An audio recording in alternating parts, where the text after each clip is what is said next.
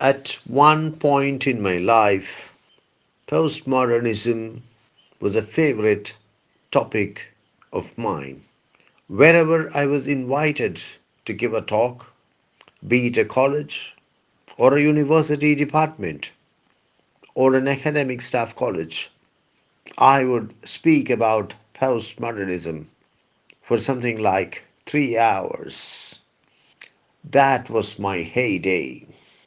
Today I shall try to explain what postmodernism is within the space of 10 minutes or so.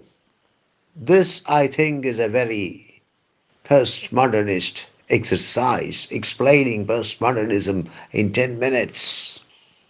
We shall begin with the term postmodernism. Should we write the word postmodernism with a hyphen or without a hyphen? I think there is a subtle difference, but a very significant difference between writing postmodernism with a hyphen and writing postmodernism without a hyphen. If you write post hyphen modernism, I think it refers more to the period after modernism, the situation after modernism, post hyphen modernism. But if you write postmodernism without a hyphen as a single word, you refer more to the ideology, the theory, and the praxis. So, depending on the context, you can write postmodernism with a hyphen or without a hyphen. The term postmodernism was used for the first time in 1870 by the artist John Watkins Chapman while referring to painting, to a style of painting, a school of painting. When did the postmodern period begin? We cannot be very sure about it. After all, it is the postmodern period. According to Arnold Toynbee, the postmodern age began in the 1870s. You must remember that the term postmodernism was used for the first time as early as 1870. According to the cultural theorist Charles Jenks, the postmodern age began in the 1970s. I have to point out that Charles Jenks is a cultural theorist focused more on architecture than on any other area. That is probably why he arrives at this particular conclusion. Charles Jenks holds that the postmodern period began at 3:32 p.m. on July the 15th, 1972. I repeat, at 3:32 p.m. July the 15th, 1972, when the Pruitt-Igoe housing project was demolished, was dynamited by the city fathers of St. Louis, Missouri, as they considered it unfit for human habitation, and the Pruitt-Igoe housing project was a supposedly brilliant exemplification of modernist architecture. A characteristically postmodernist answer to the question, when did the postmodernist age begin, would be to say that the postmodernist period began at different points in different areas.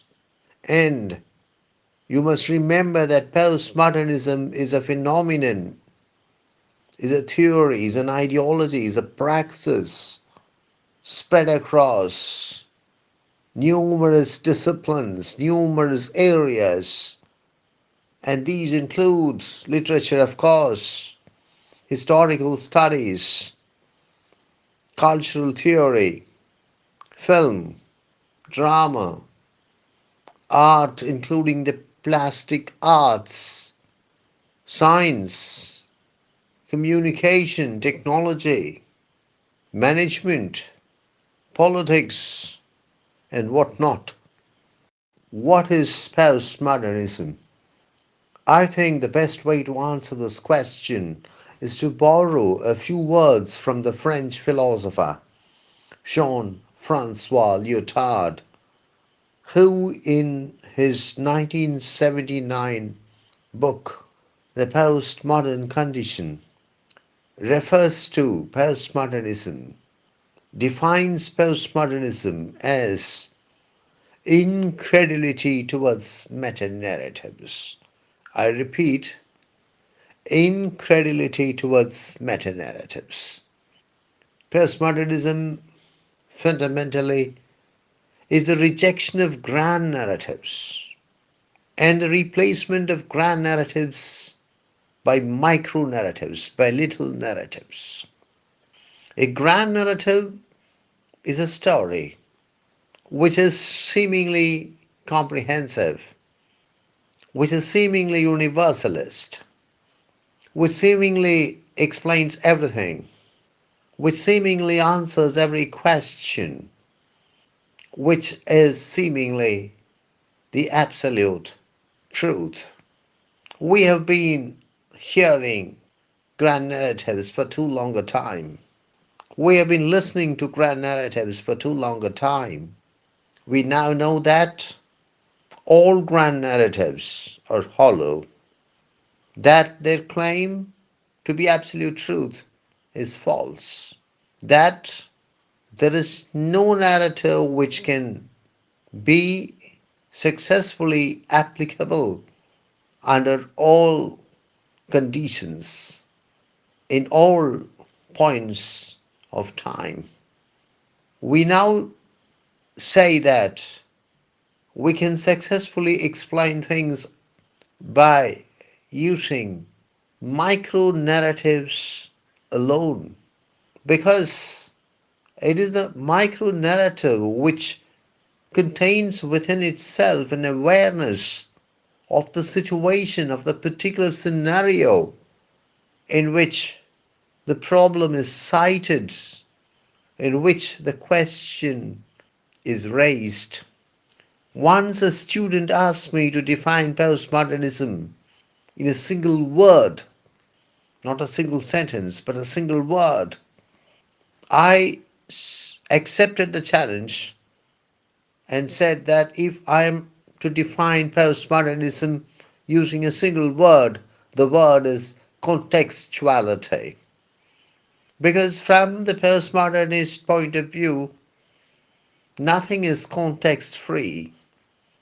No question can be answered successfully without knowing the context in which the question was put. The explanation for something in a particular context may be very different from the explanation for the same thing in a different context. How can you say that something is true in all contexts when contexts differ so dramatically from one another? I would like to carry out a very brief overview of what postmodernism means in some of the numerous areas which it has succeeded in influencing tremendously. I would say that in philosophy, postmodernism is very close to post-structuralism, while structuralism attempted to demonstrate that the world is nothing but an infinite series of structures or a near infinite series of structures. Post-structuralism attempts to demonstrate that structures are always melting, structures are seldom what they appear to be, that we have to go beyond structures, that structures are very frequently imaginary paradigms rather than real frameworks. In literary criticism, I would say that deconstruction is a characteristically postmodernist theory and praxis because deconstruction is based on the premise that the inherent nature of language is tentative, contingent, lacking in finality, and deconstruction attempts to identify the warring forces of signification in a literary text, attempts to throw light on the relentless conflicts that the various elements in the text are engaged in. In historical studies, postmodernism advises us against presentism, the tendency to see the past through the prism of the present, the tendency to evaluate the past and pass judgments on the basis of the ideas and the values of the present, the tendency to assess the past and find the past to be supposedly inferior to the present. In science, postmodernism refuses to accept that there are absolute truths generated by science, and postmodernism points out that some of the developments in science are themselves the basis for postmodernism mounting a challenge against the concept of absolute truth in science. For example, you have the dual theory of the nature of light.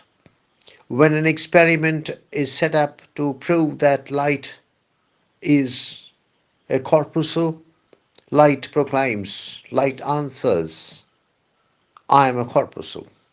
But when an experiment is set up to establish that light is a wave, light declares, I am a wave. The dual theory of the nature of light states that light is simultaneously a particle and a wave. Similarly, you have the uncertainty principle formulated by Werner Heisenberg, and you have the various relativity theories, including the relativity theory put forward by Albert Einstein. Postmodernism says that on the basis of all these developments, we can safely reject the claim of science to produce absolute truths.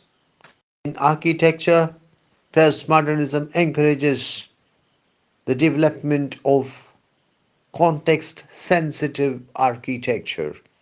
Postmodernism believes that what is right for the city of New York is not right, will not be right for a hamlet in the interiors of Africa.